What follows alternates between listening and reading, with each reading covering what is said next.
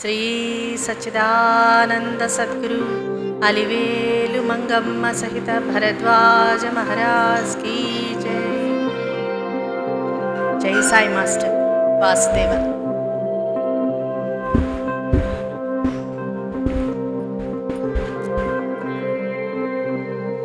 ఈ ప్రపంచంలో అన్ని దేశాల్లోనూ అన్ని కాలాల్లోనూ ఎల్లప్పుడూ మన మధ్య మహాత్ములుగాను సద్గురువులుగాను అవతరిస్తూ మనలను సన్మార్గవర్తనం చేసేటటువంటి తత్వం ఈ సృష్టిలో ఏదైతే ఉన్నదో ఆ తత్వాన్ని దత్తాత్రేయ తత్వము అన్నారు పెద్దలు.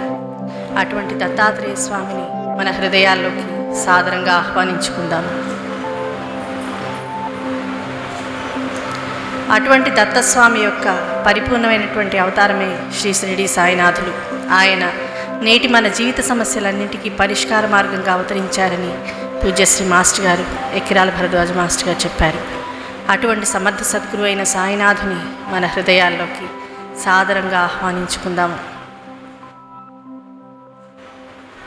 అలాగే ఎంతోమంది మహాత్ములు ఈ దత్తస్వామి స్వరూపాలుగా నిరంతరం ఈ భూమి మీద అవతరిస్తూ మానవులందరినీ మంచి మార్గంలో నడిపిస్తూ ఉంటారు.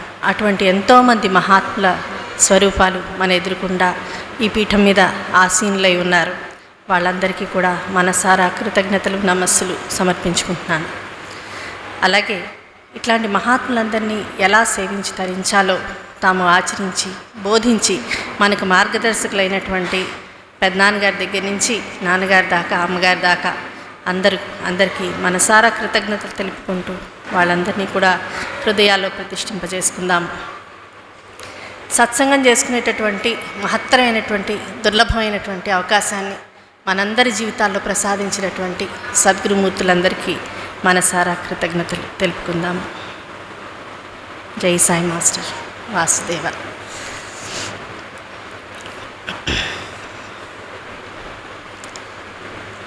పెద్దనాన్నగారి స్పీచెస్ వింటూ ఉండటం మాకందరికీ అలవాటు. మాస్టర్ గారి వాక్యాలతో పాటు గ్రంథాలతో పాటు ఈకే గారి స్పీచ్లు, ఆయన రచించినటువంటి గ్రంథాలు నేను తమ్ముడు అందరం చదువుకుంటూ ఉంటాము. అయితే అన్నిట్లో చాలా వీళ్ళిద్దరూ చెప్పిన దాంట్లో వాళ్ళ చెప్పే విధానం అప్రోచ్ వేరుగా ఉంటుంది, కానీ చెప్పే విషయం ఎప్పుడు మహాత్ములందరికీ ఒకటే ఉంటుంది ఎప్పుడు. ఎందుకంటే వాళ్ళందరూ కూడా మనల్ని ఇంకా బెటర్ పర్సన్స్గా, అంటే ఇవాళ కంటే రేపు, రేపటి కంటే ఎల్లుండి ఇంకా ఉన్నతమైనటువంటి వ్యక్తులుగా తీర్చిదిద్దడానికే అవతరించారు. అది ఎలా సాధించాలో తాము ఆచరించి చూపించి మనలను మంచి మార్గంలో నడిపిస్తూ వచ్చారు. కాబట్టి మొత్తం మీద ఇప్పుడు మనకి పెద్దనాన్నగారి ఈ ఈ ఈ విశ్వ కార్యక్రమంలో ఎన్నో సేవలు, ఎంతో విజ్ఞానం, దాంతోపాటు ఎన్నో బోధలతోటి ఆయన ఆచరణతోటి అలాగే ఎంతో సేవని పెద్దనాన్నగారు చెప్పున్నారు. అలాగే మాస్టర్ నాన్నగారి వర్షన్ బాబాని ఆధారంగా చేసుకుని ఆయన జీవితాన్ని మనకి బోధిస్తూ అది ఆలంబనగా చేసుకుని మనం ఎట్లా మంచి మార్గంలో నడవాలో, అసలు మహాత్ముల బోధల్ని ఎలా అర్థం చేసుకుని మన నిత్య జీవితంలో దాన్ని ఆచరణ రూపంలోకి తీసుకొచ్చి నెక్స్ట్ అడుగు ఎట్లా వేయాలో చెప్తూ వచ్చారు. అయితే ఒక ముఖ్యమైనది, మనందరం ఎన్ని కార్యక్రమాలు చేసుకుంటున్నప్పుడు కొన్ని ఏవైతే నాకు స్ట్రైకింగ్గా అనిపించాయో, నాకు చాలా ఉపయోగపడ్డాయో అవి మీతో పంచుకోవడానికి ప్రయత్నం చేస్తాను. ముఖ్యమైనటువంటి అంశం ఏంటంటే ఇప్పుడు ఇట్లాంటి కార్యక్రమాలు కానీ ఇవాళ రోజున మన ఈ జీవితం ఇట్లా ఉంది అంటే, కొద్దో గొప్ప మంచి మార్గంలోకి వచ్చాము అంటే వాళ్ళందరి కృప మనపై వర్షించటమే. లేకపోతే ఎక్కడో పుట్టి ఎలాగుంటుందో ప్రపంచం మనకు తెలుసు. ఎంత అసలు మంచి విషయాలు మాట్లాడడానికి, మంచి విషయాలు చర్చించుకోవడానికి, ఆలోచించడానికి, మంచి పనులు చేయడానికి పెద్దగా ప్రాముఖ్యత లేనటువంటి ప్రభావాలతో ఉంది ప్రపంచం అంతా. అసలు ఇట్లా బ్రతకచ్చని తెలిసే అవకాశం కూడా రోజు రోజుకి తగ్గిపోతుంది మానవాళిలో. అట్లాంటప్పుడు వాళ్ళ కరుణ కనుక మనలో లేకపోతే అందులో కొట్టుకుపోయే ప్రలోభాలు, ప్రభావాలు ఎక్కువ మనకి. అందుకని మనం దీంట్లో నడుస్తామని మనం అనుకోవడం కంటే వాళ్ళ కృప వలన మాత్రమే, వాళ్ళ స్పర్శ మన జీవితాల్లో రావటం వల్ల మాత్రమే ఈ మాత్రమైనా సరే మంచి ఆలోచనలు వస్తున్నాయంటే, మంచి కార్యక్రమాలు చేసుకుంటున్నామంటే, మంచి విషయాలు వింటున్నామంటే, వినాలని బుద్ధి పుట్టిందంటే వాళ్ళ కృపే కారణం. అయితే దానికి అది ఎంత ఉన్నతమైందో, వాళ్ళందరి స్పర్శ మన జీవితాల్లో ఎంత ఉన్నతమైందో క్షణక్షణం గుర్తుపెట్టుకోకపోతే ఏమవుతుందంటే ఇవ్వవలసినటువంటి విలువ వాటికి ఇవ్వలేం. చేస్తూ ఉంటాం కార్యక్రమాలు, చాలా తగినంత శ్రద్ధతో చేయలేం. నిజానికి పెద్దనాన్నగారివి పతంజలి యోగ సూత్రాల దగ్గర నుంచి ఆయన చెప్పినటువంటి ప్రతి హోమియో గురించి చెప్పిన వాటిలో కూడా ఎన్నో బోధలు నిత్య జీవితానికి సంబంధించిన ఉంటూనే ఉంటాయి. అలాగే నాన్నగారు చెప్పినటువంటి వాటిలో కూడా ప్రతి బాబా లీలకి క్రింద మనం దాని నుంచి ఏం నేర్చుకోవాలి, దాన్ని ఆచరణలోకి ఎలా తెచ్చుకోవాలి, అందులో మనకు వచ్చే సందేహాలు ఏమిటి అనేది చెప్తూ వచ్చారు. వాటిని తగిన శ్రద్ధతో తీసుకుని అవి కదా మన నిజమైనటువంటి మనకి బోధ. ఎంతోమంది మహాత్ములు ఈ మానవాళ్ళలో ఎప్పుడు మానవుల మధ్య వచ్చిన తర్వాత వాళ్ళని ఎట్లా మనం అర్థం చేసుకుని ఎట్లా మన నిత్య జీవితంలో ఆచరణ యోగ్యంగా మలుచుకోవాలి అనేది చెప్తూ వచ్చినప్పుడు అప్పుడు ఏమవుతుందంటే తగిన విలువ దానికి ఇవ్వటం వల్ల వీటిని శ్రద్ధగా చేసుకోవడానికి కావాల్సినటువంటి బ్యాక్గ్రౌండ్ వస్తుంది. అప్పుడు కార్యక్రమాలు చాలా బాగా జరిగాయి అన్నాం అనుకోండి, చాలా బాగా జరగటం అంటే సరైన డెఫినేషన్ వస్తుంది. ఎట్లా అంటే ఒక్కొక్కరికి చాలా వైభవంగా జరిగితే చాలా బాగా జరిగినట్టు జనరల్గా మనకు అలా అనిపిస్తుంది. చాలామంది వచ్చారండి, చాలా భోజనాలు చేసాం, చాలామంది వచ్చారు, చాలా డెకరేషన్ చాలా బాగుంది, భోజనాలు చాలా బాగున్నాయి, పూజ చాలా సేపు చేసుకున్నాం, చాలా వైభవంగా జరిగితే మనకు బాగా జరిగిందని అనుకుంటాం జనరల్గా. కానీ అది మనకి బాగా జరగటం కానీ వాళ్ళకేం కావాలి, వాళ్ళ వైపు నుంచి బాగా జరగటం అంటే ఏంటి, ఈ రెండిటి మధ్య అనుసంధానం అంటే మన శ్రద్ధ, మన భక్తి, వాళ్ళకి చేస్తున్నాం అనేటటువంటి భావన, వాళ్ళ సేవగా చేస్తున్నాము అనేటటువంటి భావన ఎంత తీవ్రంగా ఉంటుందో అంతగా అన్య విషయాలు మన సంభాషణలో కానీ మన ప్రవర్తనలో కానీ రావు. అప్పుడు వీటి నుంచి మంచి ఉన్నతమైనటువంటి ఫలితాన్ని తీసుకుని మనం ఇంటికి వెళ్ళగలుగుతాం. దీని ప్రభావం చాలా కాలం, చాలా రోజుల పాటు మన మనస్సును పొలకింపజేసి కొన్ని రోజుల పాటు మన మనసు పక్కకి వెళ్ళిపోకుండా ఉంటుంది. అందుకు తగిన శ్రద్ధ వహించడం. ఎందుకంటే సేవ చేస్తున్నాం అనుకున్నాం అనుకోండి, పక్కన వాళ్ళకి సేవ ఏ భావంతో చేస్తున్నాం అనే దాని మీద దాని ఫలితం ఆధారపడి ఉంటుంది అని మన శాస్త్రాలన్నీ చెప్తాయి. అంటే ఒక పక్కన వాడికి సహాయం చేయడం పెద్దనాన్నగారికి ఇష్టం, నాన్నగారికి ఇష్టం కాబట్టి చేస్తున్నాం అనుకోవడం ఒకటి.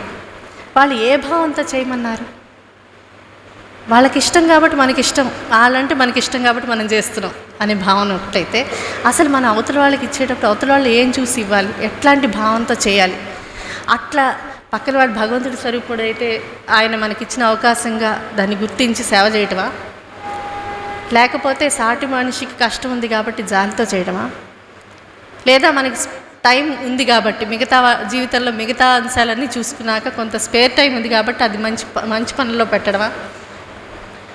వీటన్నిటికీ భావాల యొక్క స్థాయి వేరు కాబట్టి ఫలితం కూడా వేరే, చేయడానికి పని ఒకటే. ఇది చాలా చక్కగా ఇప్పుడు అన్నదానం చేస్తాం అనుకుందాం. అన్నదానం చేసినప్పుడు అన్నదానం చేయడం చాలా మంచిది, పుణ్యం, మనకి చాలా పుణ్యం వస్తుంది కాబట్టి వచ్చే జన్మల్లో మంచి జన్మలు పొందొచ్చు. అంటే పుణ్యం అనేటటువంటి భాండాగారం నిండుతుంది కాబట్టి మనం అన్నదానం చేద్దాం, మంచి కార్యక్రమం అనుకోవడం ఒకటి. ఇంకోటి, మన దగ్గర చాలా ధనం ఉంది, ఆ ధనాన్ని ఎట్లాగో వాడటం ఎందుకు, అన్నదానం చేస్తే పోలా, చాలామంది పేదవాళ్ళు భోజనం చేస్తారు అనే భావన ఇంకొకటి. ఇంకోటి ఏంటి, అయ్యో ఆకలిగా ఉన్న వాళ్ళకి మనకు అవకాశం ఇచ్చాడు భగవంతుడు, వాళ్ళందరి రూపంలో భగవంతుడే ఉన్నాడు, వాళ్ళకి సమర్పణ బుద్ధితో చేసేటటువంటి అన్నదానం ఒకటి. నిజంగా అసలు దీంతో సంబంధం లేకుండా మనకి ఎవరైనా సరే ఆకలిగా ఉన్న వాళ్ళు కనిపించగానే ఆటోమేటిక్గా సహాయం చేయకుండా ఉండలేనటువంటి పరిస్థితి ఒకటి. అసలు దాంతో మన ఆర్థిక పరిస్థితితో కానీ మన ఖాళీతో కానీ అది సంస్కారానికి సంబంధించిన విషయం. దానిలో కూడా సంస్కరణ ఉన్నది. అవతలవాడు భగవంతుడిని కనుక సమర్పిస్తే భగవంతుడికి భిక్ష సమర్పించిన ఫలితం వస్తుంది. సాటివాడి పట్ల జాలితో ఇస్తే మనకి ఉత్తర జన్మలో ఎప్పుడైనా మన పరిస్థితి వచ్చినప్పుడు మనకి 10 మంది ఇచ్చేవాళ్ళు ఉంటారు. అటువంటి పరిస్థితే రాకుండా మన పుణ్యం చూసుకుంటుంది. అదే మనకి ఎక్కువ డబ్బులు ఉన్నాయి కనుక ఇస్తే, పేరు కోసం చేస్తేనో పేరు రావడంతో ఆ ఫలితం అయిపోతుందని చెప్పారు. అప్పుడు అన్నదానం ఫలితం రాదని చెప్పారు. నా పేరు 10 మందికి తెలియాలి కాబట్టి నేను అన్నదానానికి ఇన్ని లక్షల విరాళం ఇచ్చాను అనుకుందాం, ఆ పేరు రావడంతోనే ఆ ఫలితం అయిపోతుందిట. ప్రత్యేకించి అన్నదానం చేసినటువంటి ఫలితం ఏం రాదు. మనం అసలు అన్నదానమే చేయలేదు. మన మన కీర్తికాంక్ష అనేటటువంటి ఒక దౌర్బల్యానికి మనం సేవ చేసాం. ఆ పేరు వేసుకోగానే ఆ పుణ్యం అయిపోతుంటాం. కాబట్టి చేసే సేవ ఒకటే, చేసేటటువంటి కార్యక్రమం ఒకటే, చేసే పని ఒకటే. వాటిని సంస్కరించుకోవడంలో అసలైనటువంటి జీవితం ఉన్నది. అది జీవించడం అంటే అది నేర్పించారు మాస్టర్ గారు కానీ పెద్దనాన్నగారు కానీ. కాబట్టి వాళ్ళ ఒక్కొక్క మాట ఎంతో విలువైనవి. తిరిగి తిరిగి తిరిగి తిరిగి తిరిగి తిరిగి కనుక మనం చదువుకుంటూ ఆచరణలోకి లేకపోతే ఏమవుతుందంటే, మొదట మంచి సద్బుద్ధితో నేపథ్యంగా మాత్రమే సేవ అనేటటువంటి భావన ఉంటుంది. అంటే అవును మంచిది, మంచి భగవంతుడికి ఇస్తున్నాం అనే భావంతోనే చేద్దాం అనే మొదలవుతాం. కానీ దాని మీద నిలబడటానికి కావాల్సినటువంటి అభ్యాసం చేయాలని కూడా తెలియదు మనకి. అందువల్ల ఏమవుతుంది, మామూలు వ్యవహారాల్లో పడిపోతాం, సరదాగా మాట్లాడుకుంటూ చేస్తాం, స్మరణ అనేది పోతుంది. కాబట్టి కాసేపు అయ్యేటప్పటికి ఏమవుతుంది, వంతులు కీచులాట్లు మన దౌర్బల్యాలు అక్కడ కూడా పనిచేస్తూ ఉంటాయి. అట్లా ఇష్టం లేదు పెద్దనాన్నగారికి లేకపోతే మాస్టర్ గారికి, కాబట్టి తగ్గుతాం. అందరం కలిసిమెలిసి ఉండాలనేటువంటి ఒక సద్బుద్ధితో కలిసిమెలిసి పనులు చేయటంలో భాగంగా ఇది మన అనవసరంగా గొడవలు పడకూడదు. ఇక్కడ వంతులు కాదు అనుకుని మనం చేస్తాం తప్పిస్తే, నిజంగా వంతులే మనసులో రానటువంటి స్థితికి ఏం రాము. అది రావాలంటే ఇవాళ కార్యక్రమం జరుగుతుందంటే ఈ కార్యక్రమాన్ని సద్వినియోగపరచుకోవడానికి ముందరి నుంచి అభ్యాసం ఉండాలి. నేను ప్రతి క్షణం అక్కడ చేసేటటువంటి కార్యక్రమంలో ఏమరపాటు లేకుండా ఎట్లాంటి భావంతో అయితే వాళ్ళకి ప్రీతికరంగా ఉంటుందో మనం చేయటం, వాళ్ళు ఎట్లాంటి భావన చేయటం వల్ల మనం ఏ పనైనా చేయటం వల్ల అది చేయక ముందుకి ఆ పని చేసిన తర్వాతకి ఉన్నతమైనటువంటి వ్యక్తిగా ఎదుగుతాము. ఆ భావాలు వాళ్ళు చెప్పారు కదా, వాటి పట్ల తగిన శ్రద్ధ ఉండాలంటే తిరిగి తిరిగి చదువుకుని ఆ సందర్భం రాగానే టక్కుని గుర్తు రావాలి. ఒకవేళ మనలో ఉన్నటువంటి బలహీనతల వలన గనక అంటే అంతసేపు పట్టుగా ఉండటం మనకు అభ్యాసం ఉండదు.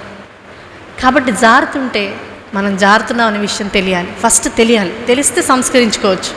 ఏముంది అందరూ అలాగే ఉంటాం, సరదాగా కూడా చేసుకోవచ్చు అనుకున్నాం అనుకోండి. ఆ సరదాకి డెఫినేషన్ ఏంటి?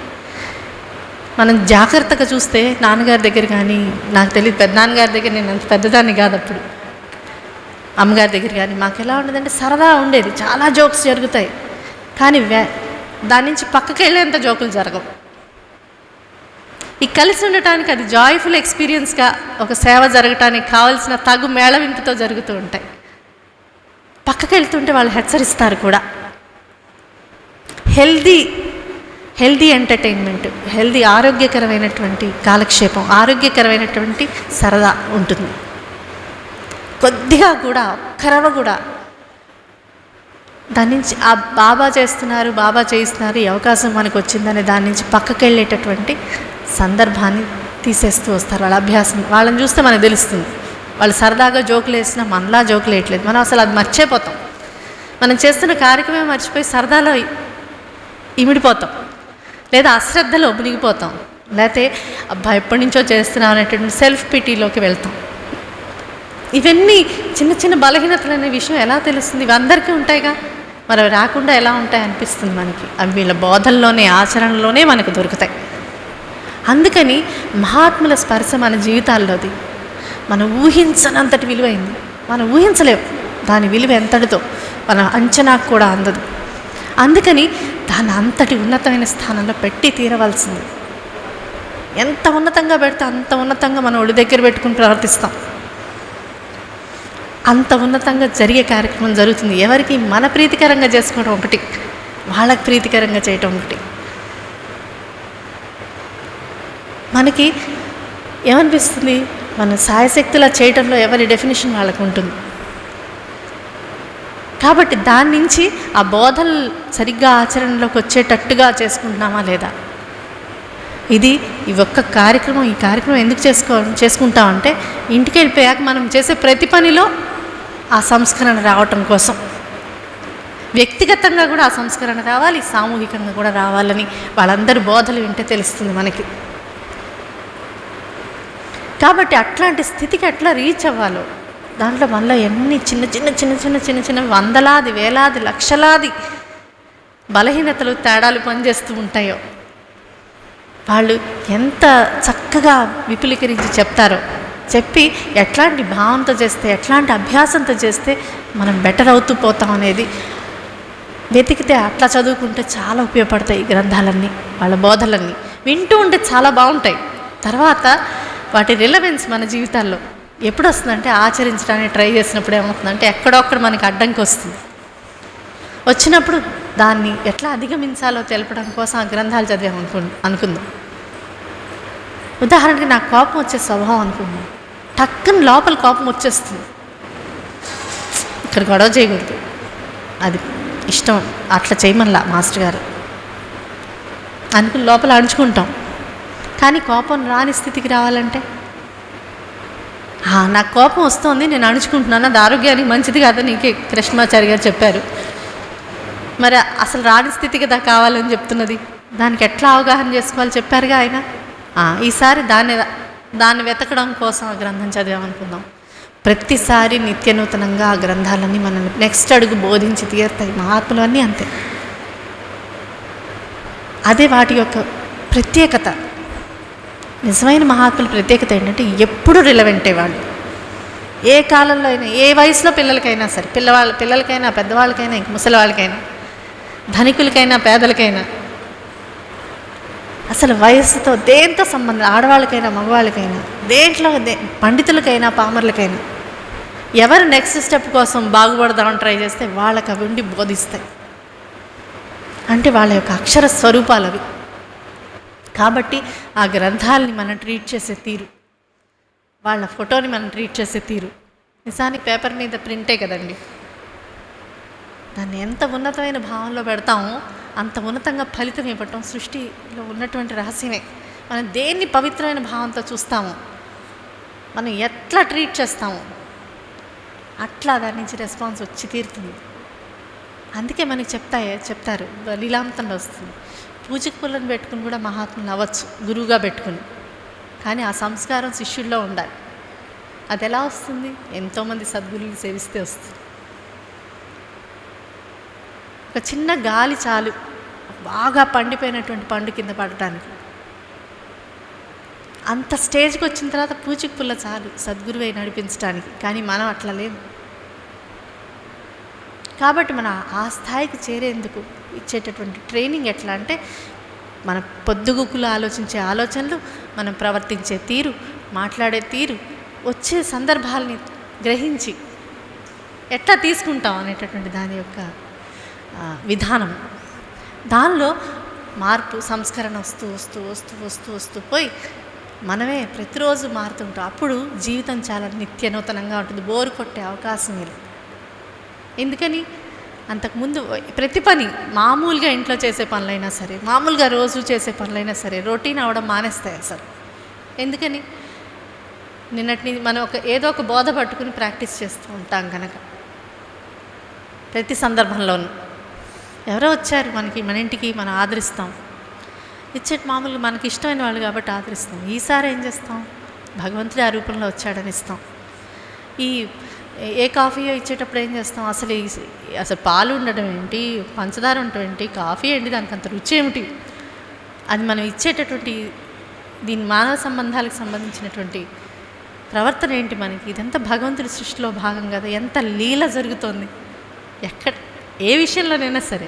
మంట పెడితే పొయ్యి మీద గిన్నె పెట్టి కింద నుంచి మంట వచ్చింది అనుకోండి, ఎంత లీల సృష్టిలో జరుగుతుంటే అసలు ఆ ప్రిన్సిపల్ ఉంది. ప్రతిరోజు మన ఎదుర్కొండానే ప్రత్యేకించి లీలలు అవసరం లేదు, లీలే జరుగుతూ ఉంటుంది. అందులో మనం ఉంటాం. గుర్తించం గనక మనం గుర్తించనంతటి అదేంటి లీల జరుగుతుంటే దాన్ని గుర్తించినటువంటి అజ్ఞానంలో ఉంటాం కనుక మన జీవితం భారం అవుతుంది. అందుకని మాస్టర్ గారిని కానీ ఈకే గారిని చూసిన వాళ్ళు చెప్తారు, నిత్య నూతనంగా ఉత్సాహంగా ఉండేవారని. నాన్నగారిని అయితే నేను చూశాను, అమ్మగారిని చూశాను. అసలు వీళ్ళకి ఏం ప్రాబ్లమ్స్ అసలు ఉండవా, అసలు ఏమీ ఉండవా, ఉండే స్థాయి కాదని మాత్రం తెలిసిపోతూ ఉంటుంది చూస్తే. అసలు పట్టని స్థాయి, చూడ్డానికి కష్టమైన పరిస్థితి, కానీ వాళ్ళకి ఏం సంబంధం ఉండదు. విపరీతమైన పెయిన్ ఉంటుంది బాడీలో, శరీరానికే ఉంటుంది, మనసుకు ఉండదు అసలు. ఫ్రెష్గా ఉంటారు ఎప్పుడు. ఎట్లా ఉంటారు? మనకంటే కష్టమైన పరిస్థితిలోనే ఉన్నారుగా. అసలు మన ఇంట్లో ఉన్న నలుగురితోనే వేగలేకపోతున్నాంగా, ఇంతమంది భక్తులతో, ఇంతమందితో ఎలా వాళ్ళు డీల్ చేస్తే ఎప్పుడు ఉత్సాహంగా ఫ్రెష్గా ఉంటారు అని చూస్తే అసలు వాళ్ళ స్థాయి క్వాలిటీ వేరు. ఆ క్వాలిటీ తన లైఫ్ ఎక్స్పీరియన్స్ని, జీవితానుభూతిని మార్చిపడేస్తుంది. జీవితం యొక్క అనుభూతి మనకి ఏదైతే కష్టం వాళ్ళకి కష్టమే అనిపించట్లా. మనకి ఏదైతే చిన్న చిన్న విషయాలు వచ్చే కోపాలు, తాపాలు, ఇట్లాంటి బలహీనతలను వాళ్ళకి అసలు పనిచేయట్లా, అంటట్లా అసలు. అంటే అట్లాంటి స్థితి ఒకటి సాధ్యమైంచారుగా. అది ఎట్లా పొందాలో చెప్పారుగా. ఒక కష్టం చూడడానికి కష్టమై మనకు కష్టం కాకపోతే చాలు, మనం అనుభవించం యాక్చువల్లీ. అప్పుడు అట్లాంటి స్థితికి తీసుకెళ్ళాలని వాళ్ళు తాపత్రయపడుతూ వచ్చారు. అది మనందరికీ సాధ్యం అని నిరూపించారు. చేయిపట్టి నడిపిస్తూ ఉన్నారు. అప్పటికి ఇప్పటికీ ఎప్పటికీ మనం చేయి ఇవ్వాలిగా, వాళ్ళు పట్టుకుని నడిపించాలంటే. ఆ ప్రయత్నం మనం చేయాలి తప్పకుండా. అందుకు సాధనాలుగానే వాళ్ళు ఇచ్చినటువంటి స్పీచ్లు, వాళ్ళు రచించినటువంటి పుస్తకాలు, వాళ్ళు మొదలుపెట్టిన కార్యక్రమాలన్నీ అది సాధించడం కోసమే ఉన్నాయి. అలా చేయడానికే మనకు అభ్యాసం కోసం అవన్నీ ఇచ్చారు.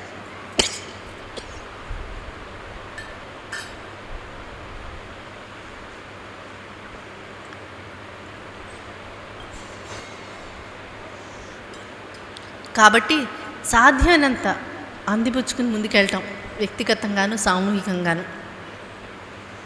ఇట్లాంటి కార్యక్రమాలు రకరకాల ఊర్లో ఉన్నప్పుడు ఒంగోలులో జరుగుతున్నాయి. పక్క ఊర్లో వాళ్ళందరూ వచ్చి ఉంటారు. ఇప్పుడున్న భక్తులందరూ కలుస్తారు. కలిసాక వెనక్కి వెళ్ళాక ఇట్లా మాత్రం ఉండకూడదు, ఇంకొంచెం బెటర్గానే ఉండాలి ప్రతి వాళ్ళం. అట్లాగా ముందు నుంచి ఆలోచించుకుని ఒక గురు పూజలకు రావటం అంటే మామూలు విషయం కాదు. ఎంతోమంది రాలేకపోయారుగా ఇవాళ. వద్దామనుకుని రాలేకపోయిన వాళ్ళు లేరు. ఎంతోమందికి తెలియదు కూడా, తెలిసినా విలువ తెలియదు కూడా. దానికి తోడు మన ఇష్టం నిజమైన ఇష్టం అని ఎట్లా నిరూపణ అవుతుంది? మనకి ఇష్టమైన విషయాలను ఎలా సాధిస్తాం జీవితంలో? డబ్బు అంటే చాలా ఇష్టం. దానికోసం భగవంతుడిని ప్రార్థించడమే కాక మనసా వాచ కర్మణ దానికోసం ప్రయత్నం చేస్తాం. కాబట్టి మనం మాస్టర్ గారంటే ఇష్టం, ఆయన రచనలు అంటే ఇష్టం, ఆయన బోధలు అంటే ఇష్టం అనేది ఊరికే మనకి అది ఒక ఇష్టం కాబట్టి మనం చేయటం కాకుండా మన జీవితాన్ని మార్చాలంటే అది నిజమైన ఇష్టం కలగాలి. దాంతోపాటు మనం మన పిల్లలతోటి, మన ఇంట్లో కుటుంబ సభ్యులతోటి, మన స్నేహితులతోటి ఎట్లాంటి ప్రభావాన్ని మనం కల్పిస్తామంటే మనకి ఏది ముఖ్యమో అదే మనలోంచి వ్యక్తం అవుతుంది కదా. కాబట్టి మన పిల్లలు ఉన్నారనుకుందాం, వాళ్ళకి ఏది ముఖ్యం అని చెప్తున్నాం, ఎటువైపు తీసుకెళ్తున్నాం అనేది మనకి ఇది నిజమైన వాల్యూవా కాదా అది నిరూపిస్తుంది. అందుకని నెక్స్ట్ జనరేషన్కి పాస్ ఆన్ చేయడం ఇట్లాంటి థాట్ ప్రాసెస్ని అది చాలా చాలా ముఖ్యం. ఎందుకని వాళ్ళతో అనుసంధానమయ్యే మన జీవితం అంతా ఉంది. నిజానికి మనం ఏది నిజంగా నమ్ముతున్నామో మనం పిల్లలకి అదే ఇస్తాం. పిల్లాడు బాగా కష్టపడినటువంటి బాగా కష్టాల్లోంచి వచ్చినటువంటి పేరెంట్ ఉన్నాడు అనుకోండి, ఏమంటావు? నువ్వు మాత్రం బాగా చదువుకుని పైకి రావాలిరా, నువ్వు నాలాగా కాయ కష్టం చేయకూడదు అంటావా అని వాడిని సాధ్యమైనంత చదువులో పెడతాం. మరి సాధ్యమైనంత మాస్టర్ గారి మార్గంలో ఎందుకు పెట్టాం? దీనికంటే అది విలువైంది. అయితే ఇట్లాంటి మనకి జనరల్గా ఏమవుతుందంటే మనకి ఇష్టం అనేది ఒక హీరో వర్షిప్ లాగా ఉంటుంది. అంటే అది అందరికీ వర్తిస్తుందో లేదో నేను చెప్పేది. నాకు నిజంగా మీ కార్యక్రమాలు కానీ మీరు చేసేది కానీ మీ థాట్ ప్రాసెస్ కానీ నాకు పెద్దగా తెలియదు. యాజ్ ఎ గ్రూప్ ఎలా ఉంటారనేది నేను నన్ను రిఫ్లెక్ట్ చేసుకుంటూ నాకే ఉపయోగపడ్డాయో మాట్లాడుతున్నా. కాబట్టి ఏది ముఖ్యం అనేది మాస్టర్ గారు అంటే చాలా ఇష్టం. ఎమోషనల్ అటాచ్మెంట్ ఉంటుంది. కానీ నాన్నగారిని కానీ అమ్మగారిని కానీ లేకపోతే ఆయన మాట్లాడిన దాన్ని బట్టి పెద్దనాన్నగారు కానీ ఎలా ఉంటారంటే కృష్ణుడు అని తలుచుకోగానే కళ్ళమ్మడి నీళ్ళు వచ్చేసి పులకించిపోయి అట్లాంటి భక్తి కాదు. ఒక షూరిటీతోటి ఒక అసర్టివ్నెస్ తోటి ముందుకెళ్తున్నటువంటి అంటే వాళ్ళని చూస్తే ఇది కదా భక్తి. కృష్ణుడు చెప్పినట్టు ఉండటం కదా, లేకపోతే బాబా చెప్పినట్టు ఉండడం కదా భక్తి. మనకేమవుతుందంటే ఎమోషనల్ హై ఉంటుంది, ఎమోషనల్ అటాచ్మెంట్ ఎక్కువ.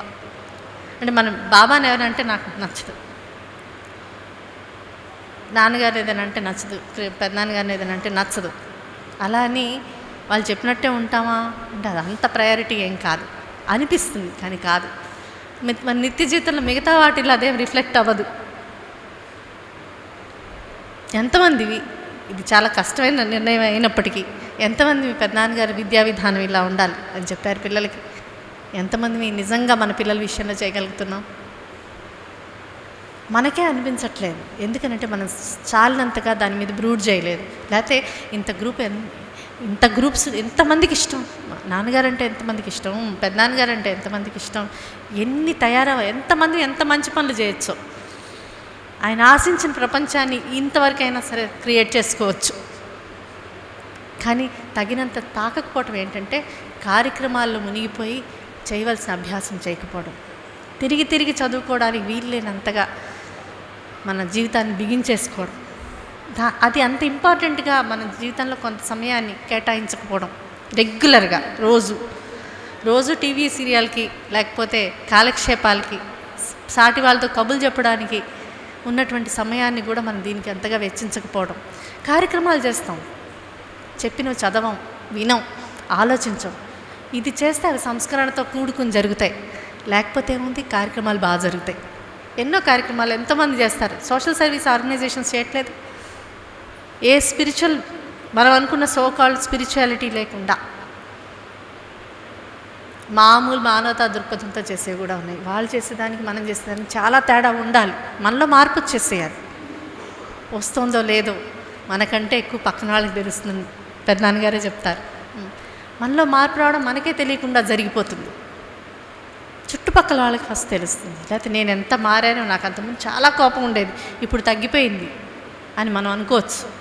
కానీ ఇంకోటి పెరిగి ఉండొచ్చు, కాపీనం పెరిగి ఉండొచ్చు. అంత మాత్రం చేత మనం మారినట్టు కాదు. మన జీవితం అంతా వాళ్ళ పాదాల చెంతకు చేరుతూ వాళ్ళకి ఇష్టమైన చేయటం మనకి ఇష్టం అవ్వటం. ఎందుకనంటే దానివల్ల మనలో వస్తున్నటువంటి మార్పుని మనం ఎంజాయ్ చేయగలుగుతూ ఉండటం. జీవితానుభూతి ఎక్కువ మెచ్యూరిటీతోటి, అవగాహనతోటి, సంస్కరణతోటి ఉండటం వల్ల అంతకుముందు చిన్న కష్టం మనసును కలిసివేసేది ఇప్పుడు కష్టం కాకుండా పోవటం. అంతకుముందు పెద్దగా జాలి లాంటిది ఒక రోగిని చూస్తే లేకపోతే ఒక పేదవాడిని చూస్తే కలగినటువంటి జాలి సహజంగా కలిగి సహజంగా సేవ చేయకుండా ఉండలేకపోవడం. లాంటి సద్గుణాలు మనలో పెంపొందించి మనం వాళ్ళు చెప్పిన మార్గంలో నడుస్తూ ఉంటే మనకే తెలియదు మనలో వచ్చే మార్పు. మనకు నచ్చుతూ ఉంటుంది. అరే ఇది కదా, అంతకుముందు ఇలా ఉన్నామేంటి, పెద్దనాన్నగారు చెప్పారు, నాన్నగారు చెప్పారు, ఇట్లా చేస్తే ఇదే పని ఇట్లా చేస్తే ఎంత బాగుంది, మన మనసుకి ఫీలింగే చాలా బాగుంటుంది. మన ప్రవర్తన మారిపోతుంది. దానివల్ల మన రియాక్షన్ మారుతుంది. సందర్భాలకు వచ్చేటటువంటి రియాక్షన్స్ మారితే ఏమవుతుంది, అంతకుముందు వెంటనే కోపం వచ్చేది, ఎవరో ఏదో అంటే పట్టించుకోకపోతే చాలా చాలా ఇష్యూస్ ఉంటాయి కదా. ఇప్పుడు మనకేం అనిపించదు. దానివల్ల అది పొడిగింపబడదు. అంటే అశాంతికరమైనటువంటి సందర్భాలు పెద్దగా పొడిగింపబడవు. ఎందుకని మనం ప్రశాంతంగా ఉంటాం ఏం జరిగినా.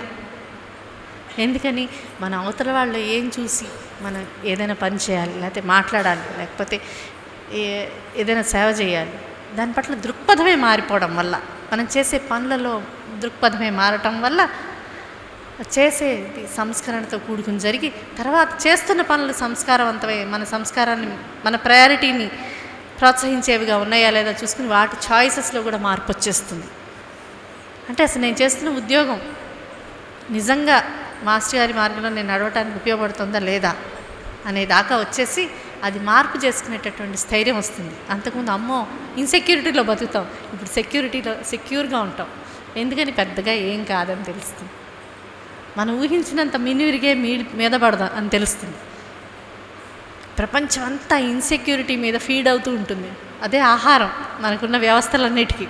అమ్మో చదువుకోపోతే, అమ్మో ఉద్యోగం చేయకపోతే, అమ్మో ఉద్యోగం పోతే, అమ్మో ఆరోగ్యం పాడైపోతే, అమ్మో పిల్లలు చూడకపోతే, అమ్మో భార్య కూడా చూడకపోతే, భర్త కూడా చూడకపోతే, ఇదే కదా గోల. పుట్టినప్పటి నుంచి అదే గోల, ఇంకొకటి ఏం లేదు. ఎప్పుడు ఏం పర్వాలేదు అనుకుంటాం మనం. ఏం పర్వాలేదు, ఏమవుతుంది, ఏం కాదు, చదువుకొని వాడు బతకట్లేదా అని ఎందుకు అనుకోం. మా ఆచార్య మార్గంలో నడవటం ముఖ్యం మా పిల్లలకి. చదువు తెలివిగా వాడు బతికేస్తాడు అని ఎందుకు అనుకో? మన పిల్లల మీద మన కాన్ఫిడెన్స్ లేదు, మన మీద లేదు కనుక మన ఆ ఇన్సెక్యూరిటీని ఫీడ్ చేస్తుంది. ఇప్పుడున్న వ్యవస్థలన్నీ దాని మీద బతుకుతున్నాయి. కాబట్టి ఏమవుతుందంటే ఆగండి, ఆలోచించి బ్రతకండి అని చెప్పేవి మహాత్ములు. ఫస్ట్ అక్కడ స్టాప్ అయిపోతుంది.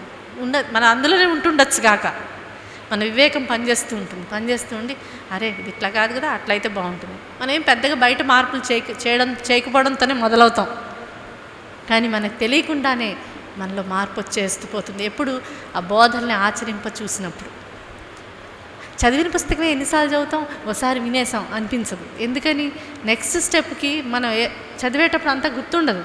పైగా మనస్సుకి ఒక తీరుంది, ఒకదాని తర్వాత ఒకటి సీరియల్గా గుర్తుపెట్టుకోగలదు, కానీ ఒకేసారి 10 విషయాల గురించి ఆలోచించలేదు. ఎందుకంటే మనం చదివేటప్పుడు ఒకటేదో మనసుకి హిట్ అయితే అతను 10 లైన్లు మనం ఏం చదవకుండానే చదువుతున్నట్టుగా అనిపించి వెళ్ళిపోతాయి.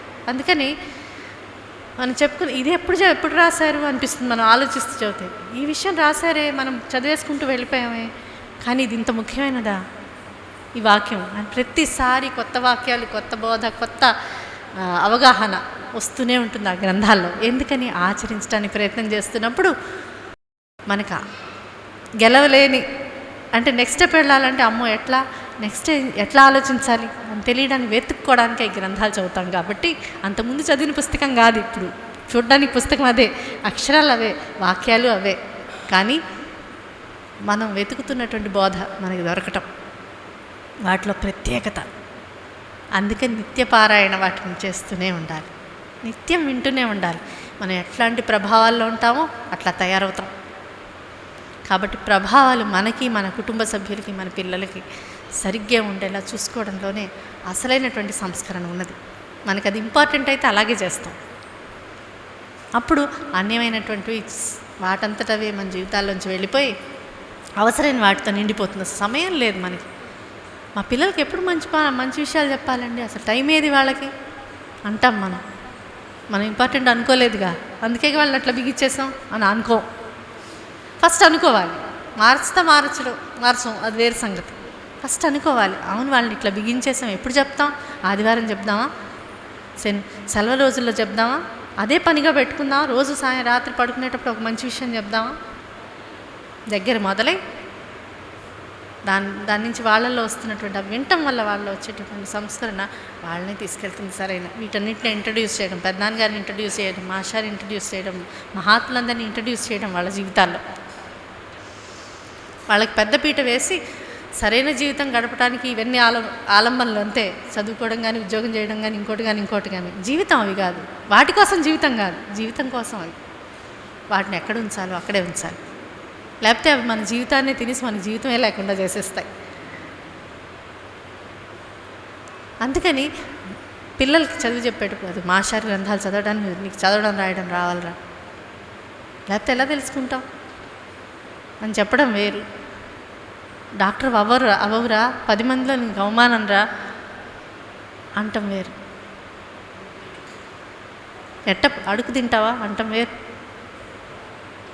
ఎవడు అడుగు తిండు, తెలివైన వాడు ఎవడు అడుగు తిండి ఇప్పుడు అసలు లేదా, అవకాశం లేదు. ఎంతమంది చదువురాని వాళ్ళు అడుగు తింటున్నాడని ఎందుకంటాం? పిల్లల్లో ఆ మనలో ఉన్నటువంటి ఇన్సెక్యూరిటీ చూడ్డానికి అది ప్రేమపూర్వకమైనటువంటి తాపత్రయమే నిజానికి. దాన్ని సరిగ్గా అసలు కమ్యూనికేటే చేయను. దాంట్లో వాళ్ళలో ఎట్లాంటి ఇంప్రెషన్స్ పడతాయి? వాడికి భయం వేస్తుంది అడుగు తింటానేమో అని. వేరే ఆల్టర్నేటివ్స్ కనిపించే ఇది కాకపోతే అది చేసుకోలేమో అనిపించదు, అమ్మో అనిపిస్తుంది. ఎప్పుడైతే ఆ అమ్మోలో పడ్డామో ఇంకంతే. మనకి మా మహాత్ములందరూ చూపించేటంటే ఏమీ కాదు, భగవంతుడి కృప ఎప్పుడు అందరి మీద వర్షిస్తూనే ఉంటుంది. నువ్వు నీ తెలివిని సరిగ్గా వాడుకోవడం, నీ ఫ్యాకల్టీస్ని సరిగ్గా వాడుకోవడం చేత అయితే ఎప్పుడు చక్కగా బ్రతికేయగలవు. జనరల్గా మెంటల్ డిజబిలిటీస్ లేని వాళ్ళు, ఫిజికల్ డిజబిలిటీ ఉన్నా పర్వాలేదు, మెంటల్గా బాగాలేని వాడు తప్ప మిగతా అందరికీ భగవంతుడు ఒకే అవకాశం ఇస్తాడు. అయితే మనం ఈ ఇన్సెక్యూరిటీలో పడి మనకేం లేదనుకుంటాం. చదువు రాని వాడు, అమ్మ నాకు చదువు రాలేదే, ఇప్పుడు ఎట్లా ఏంటి తెలియలేని వాడివి కాదు కదా. ఆ ధైర్యం ఏది?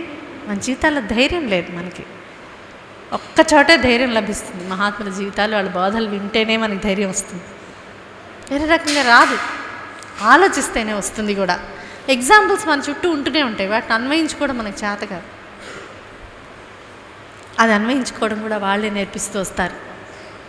నిజానికి వాళ్ళు మనకు నేర్పించేది మెజారిటీ కామన్ సెన్సే, మనకి లేనిది అదే.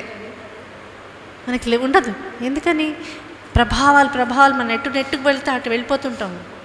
ఒక ఇది ఎందుకు చేస్తున్నాం, దీనివల్ల ఏం ప్రభావం ఉంది, ఏమి చూడకుండా ఒక ఫ్యాడ్ చేసుకుని బ్రతికేస్తున్నాం చూడండి. నిజానికి మానవ జాతి ఇంత ముందుకు వెళ్ళిపోయి ఉంటే వివేకవంతులు అవ్వాలి కదా. హానికరమైన పదార్థాలు అసలు రానియచ్చా సొసైటీలోకి? అసలు హానికరం ఇవి అన్నాక మనం ఎంటర్టైన్ చేయొచ్చా? అసలు అవి అలవాట్ల దగ్గర నుంచి అన్నీ, తినే ఆహార పదార్థాల దగ్గర నుంచి అన్నీ, సిగరెట్లు ఇట్లాంటివన్నీ ఆబ్వియస్గా చెడ్డవైనవి అసలు రావచ్చా? రాకూడదు కదా. అయినా అది ఫ్యాషన్ చేసుకోవట్లే, మనం ఫ్యాషన్ చేసేసుకుంటున్నాం వాటిని. అమ్మో ఇవన్నీ లేకపోతే సొసైటీలో బ్రతకలేమంటే. ఒకప్పుడు సిగ్గుపడేవాళ్ళు 10 మంది ముందు. ఒక తాగుబోతంటే, ఒక సిగరెట్ తాగుతాడంటే దాక్కుని తాగే రోజుల నుంచి ఇప్పుడు తాగకపోతే ఎట్లా? పిల్లల దగ్గర నుంచి అందరికీ వాళ్ళు చూసేటట్టు చేసేటట్టు చేస్తున్నది మనమే. అందుకని సంస్కరణ పరంగా మనమేం ముందుకు వెనక్కి వెళ్ళాం. టెక్నాలజికల్గా అడ్వాన్స్ అయ్యాం, వాటిని ఎట్లా యూజ్ చేసుకోవాలో మనకి చేతగాల. అందుకని ఇంకా హానికరంగా చేసుకుంటున్నాం మన సొసైటీని మనమే. అక్కడి నుంచి మొదలుపెట్టి వ్యక్తిగతమైనటువంటి మార్పు, మన చిన్న ప్రపంచం ఏదైతే ఉందో, మన సత్సంగ సభ్యులు ఈ ప్రపంచంలో ఒక చిన్న బ్యాచ్, ఈ ప్రపంచంలో ఉన్న మనుషులందరినీ తీసుకున్నాం అనుకోండి. కానీ మనం బ్రతికేదంతా అక్కడే, వీళ్ళ మధ్యే. మన ప్రపంచాన్ని మనం సృష్టించుకోవచ్చు అని చూపించారు వాళ్ళంతా.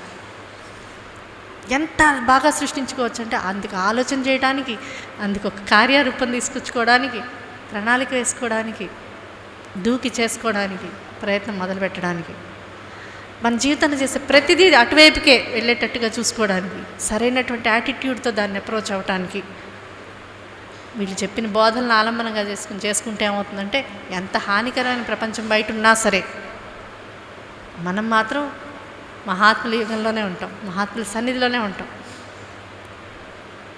వాళ్ళ అడుగుజాడలు నడవడానికి ప్రయత్నం చేస్తున్న వాళ్ళకి ఇష్టమైన పిల్లలుగానే ఉంటాం. ఎప్పుడైతే మనం అలా ప్రయత్నం చేస్తామో ఆబ్వియస్గా రక్షణ అలాగే ఉంటుంది. అది మనకు అనుభవాల రూపంలో మహాత్ములు ప్రసాదిస్తారు. దాంతో ఏమవుతుంది, మనకు ఆయన ఉన్నారుగా అనేటటువంటి ధైర్యం అంతకంతకి పెరుగుతుంది. పెరగటం వల్ల ముందర ఈ ఇన్సెక్యూరిటీస్ అన్నీ తొలగి చాలా భద్రమైనటువంటి ప్రపంచంలో మనం ఉంటాం. దాంతోపాటు మనకి నిత్య నూతనంగా ఉంటుంది జీవితం, ఉత్సాహభరితంగా ఉంటుంది. మనం వ్యక్తిగతంగా ఒక్కళ్ళమే ఉన్నా సరే, 10 మంది మధ్యలో ఉన్నా సరే, ఉత్సాహం తప్ప ఇంకోటి ఉండదు. ఆనందదాయకమైనటువంటి జీవితాన్ని వాళ్ళందరూ మనకి ప్రసాదించడం కోసం, అందులో ఆరోగ్యకరమైనటువంటి జీవితాన్ని అన్ని స్థాయిల్లోని, వ్యక్తిగతమైన, మానసికమైన, సామాజికమైన స్థాయిల్లో మనకి ప్రసాదించడానికి వాళ్ళు వచ్చినప్పుడు అన్ని వైపుల నుంచి అన్ని రకాల సంస్కరణలు చేసుకుంటూ వాళ్ళ ఒకదానికొకటి అనుసంధానం చేసుకుంటూ ముందుకెళ్తే ఏమవుతుందంటే, మన జీవితం ఎట్లా గడిచిపోయింది కూడా మనకు తెలియనంత ఉత్సాహంలో జీవితం గడిచిపోతుంది. ఎట్లయితే ఆడుకుంటూ ఉంటే చిన్నప్పుడు టైం తెలీదో, అప్పుడు ఒక దెబ్బ తగిలినా దులిపేసి ఆడుకుంటాము. అదే చదువుకోమంటేనో చిన్న దెబ్బ పడుకుంటాం, లేకపోయినా నటించి పడుకుంటాం.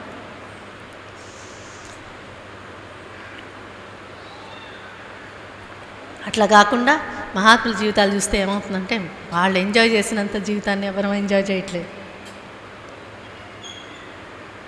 ఎంత నిత్య నూతనంగా ఫ్రెష్గా ఉంటారంటే, వాళ్ళు మళ్ళీ పొద్దున్నే మళ్ళీ రెడీ అయిపోతారు. ఉత్సాహంగా ఉంటుంది, మన్నాడు లేవాలంటే ఉత్సాహంగా ఉంటుంది అన్నమాట. వాళ్ళని చూస్తే మనకు ఉత్సాహం వస్తుంది.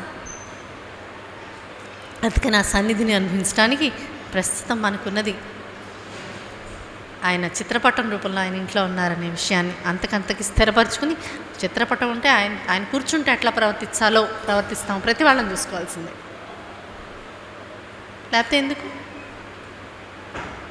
ఆ చిత్రపటం మనలో ఎంతో మార్పు తీసుకొస్తుంది. ఆయన బోధ మనలో ఎంతో మార్పు తీసుకొస్తుంది. ఒక్క బోధ పట్టుకుని ప్రాక్టీస్ చేయడం స్టార్ట్ చేస్తే చాలు.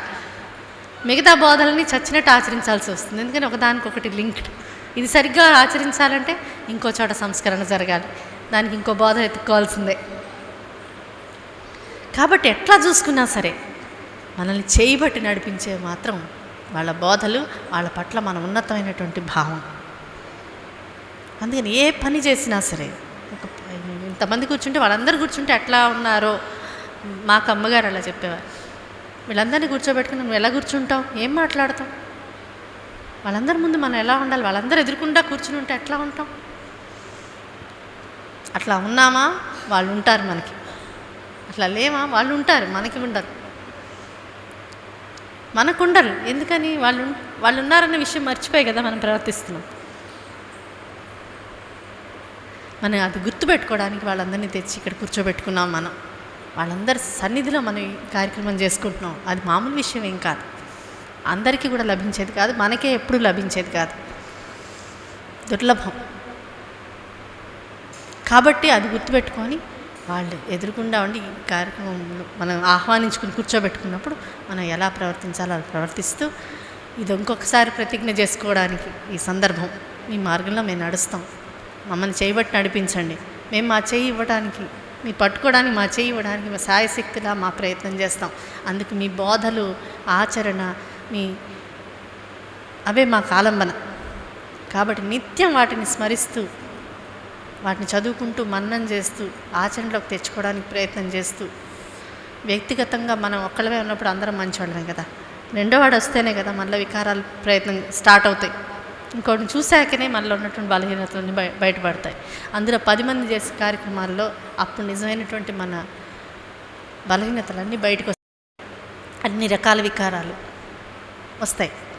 వస్తాయి కాబట్టి వాటన్నిటిని అవెందుకు ఏం చెప్పేవారంటే, అమ్మగారు నా మీద ఇన్ఫ్లుయెన్స్ అమ్మదే కాబట్టి నాకు ఎక్కువ అదే వస్తుంది మాట్లాడేటప్పుడు. ప్రతి సందర్భము నువ్వు ఎట్లాంటి వాడివో చెక్ చేసుకోవడానికి ఒక ఇండికేటర్ లాంటిది. ఇప్పుడు నీ మనసు ఎలా పనిచేస్తుంది, ఎవరో మంచి కారులో వచ్చారు, లేకపోతే నీకన్నా బాగా పనిచేస్తుంది, అది నీకంటే బాగా స్పీచ్ చెప్పారు, అందరూ ఆహా ఓహో అన్నారు, నీకు ఎలా పనిచేస్తుంది మనసు. లేకపోతే నీకంటే తక్కువ వాడున్నాడు, వాడిని చూడంగానే ఎట్లా పనిచేస్తుంది, లేదా ఒకటి తిట్టెళ్ళాడు ఎట్లా పనిచేస్తుంది అని మనల్ని మనం ఆత్మవిమర్శ చేసుకోవడానికి ప్రతి సందర్భము భగవంతుడు ప్రసాదిస్తూ ఉంటాడు.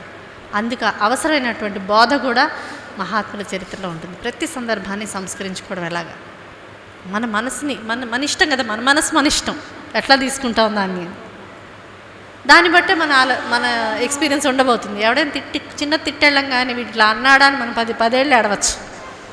అంటే అన్నాడులే వాడు ఏదో చికాకులో ఉన్నాడని అప్పటికప్పుడే తీసేయచ్చు.